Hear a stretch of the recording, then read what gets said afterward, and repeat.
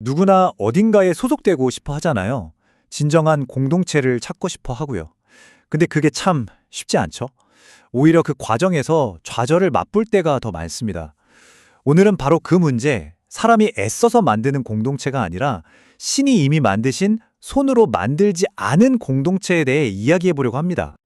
아니, 왜 이렇게 진정한 공동체를 찾는 게 어려운 걸까요? 심지어 가장 이상적인 공동체여야 할 교회마저도 때로는 깊은 연결감 대신에 고통과 단절감을 주기도 하잖아요. 오늘 바로 이 근본적인 질문에서부터 한번 시작해 보겠습니다. 자, 그럼 먼저 세상이 공동체를 만드는 익숙한 방식부터 한번 살펴볼까요? 우리는 보통 학교 동문이라든지 같은 고향 출신, 아니면 취미처럼 어떤 공통점을 기반으로 모이곤 하죠. 사실 이게 되게 합리적으로 보이잖아요. 나랑 비슷한 사람들끼리 모이는 거요. 근데 이게 뭐랄까 마치 카드로 쌓은 집 같아요. 겉보기엔 그럴듯한데 바람 한번 불면 그냥 와르르 무너져 버리는 거죠. 깊고 지속적인 관계로 이어지기가 정말 어렵습니다. 그런데 말이죠. 기독교 공동체는 출발점부터가 아예 다릅니다. 공통점을 찾아내는 게 아니라 이미 우리에게 주어진 새로운 정체성을 인식하는 데서 시작한다는 거예요. 이건 그야말로 관점의 대전환입니다.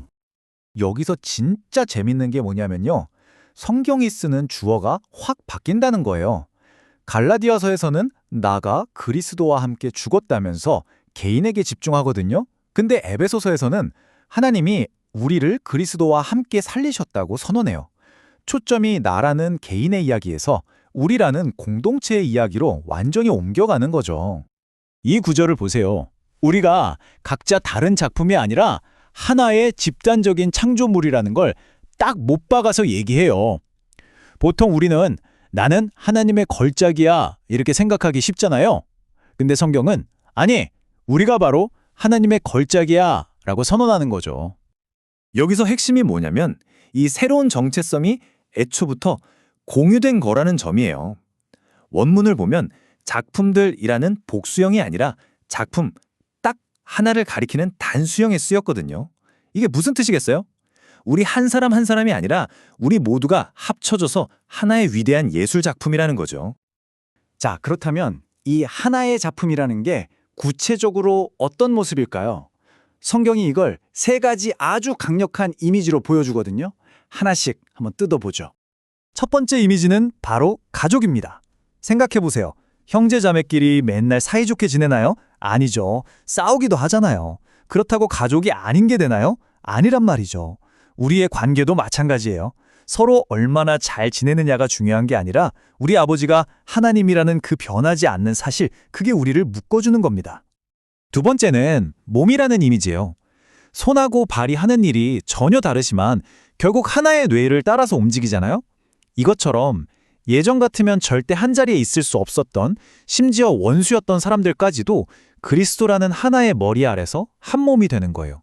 그리고 각자 자기 멋대로 움직이는 게 아니라 세상을 치유하라는 그분의 목적을 향해 함께 나아가는 거죠. 그리고 마지막 세 번째는 성전입니다.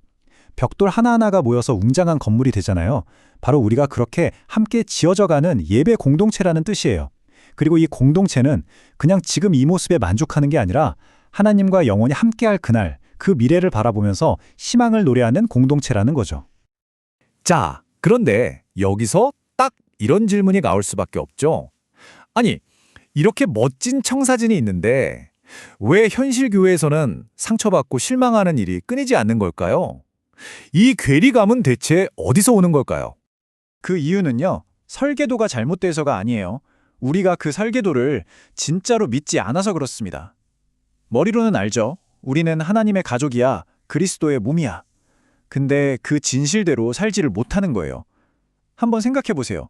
이걸 정말로 믿는다면 어떻게 내 이익 때문에 내 가족을, 내 몸의 일부를 해칠 수 있겠어요? 그럼 이 엄청난 신학적인 진실을 우리 실제 삶으로 어떻게 가져올 수 있을까요? 이 둘을 이어주는 다리가 필요한데 그게 바로 형제사랑이라는 구체적인 실천입니다. 형제를 사랑하는 거요? 이거 그냥 하면 좋은 일 정도가 아니에요. 성경은 이게 바로 우리가 죽음에서 생명으로 옮겨졌다는 걸 증명하는 가장 확실한 증거라고 말합니다. 눈에 보이지 않는 믿음이 형제 사랑이라는 구체적인 행동으로 나타날 때 그때 비로소 진짜가 된다는 거죠. 자, 근데 여기서 말하는 사랑은요, 우리가 보통 생각하는 그런 감정적인 사랑하고는 결이 좀 다릅니다. 세상이 말하는 사랑과는 뭐가 어떻게 다른지 한번 보죠. 이 두 가지를 비교해보면 그 차이가 확 드러나요. 세상의 사랑이 막 파도치는 감정 같다면 기독교적인 사랑은 반석 위에 딱 내린 닷 같아요. 내 기분, 내 감정이 아니라 하나님이 먼저 사랑하셨다는 그 행동에 기초한 선택이고 결심인 거죠. 그래서 치근한 마음이 안 들어도, 심지어 사랑하고 싶지 않은 마음이 들어도 하나님이 저 사람을 먼저 사랑하셨으니까 나도 사랑하겠다고 결단하는 거예요. 자, 그렇다면 이 결단으로서의 사랑은 어떤 특징을 가질까요? 네 가지 핵심 원리를 통해서 좀 더 구체적으로 알아볼게요. 각각의 원리가 실제로 뭘 의미하는지 한번 볼까요? 첫째, 희생적인 사랑. 이건 그냥 말로만 하는 게 아니라 추운 사람한테 내 외투를 벗어주는 것처럼 진짜 대가를 치르는 거예요. 둘째, 진실한 사랑. 다른 속셈 없이 그냥 마음 그대로를 보여주는 투명함이죠. 셋째, 구체적인 사랑. 기도할게라고 말만 하는 대신에 진짜 같이 밥 한 끼 먹어주는 그런 실제적인 행동이고요. 그리고 마지막으로 중심이 있는 사랑. 이건 변덕스러운 내 감정이 아니라 하나님이 먼저 사랑하셨다는 그 단단한 진실에 뿌리를 내리는 겁니다. 이 모든 걸 관통하는 핵심, 바로 이겁니다. 기독교 공동체는 우리가 낑낑대면서 만들어야 하는 숙제가 아니에요. 하나님이 이미 이루어 놓으신 현실이라는 거죠. 그래서 성경은 우리한테 하나가 되라고 명령하지 않아요. 대신에 성령이 이미 하나 되게 하신 것을 힘써 지키라고 말하죠. 우리의 역할은 무에서 유를 창조하는 건설가가 아니라 이미 완성된 이 멋진 작품을 소중하게 지키고 가꾸는 정원사에 더 가깝습니다. 오늘 우리가 나눈 이야기는 소속감을 찾아 헤매는 우리의 여정을 완전히 다른 각도에서 보게 만들죠. 마지막으로 이 질문을 드리고 싶습니다. 만약 공동체가 내가 필사적으로 찾아야 할 저 멀리 있는 목표가 아니라 이미 내가 속해 있는 현실이라면 당신의 삶은 오늘부터 어떻게 달라질까요?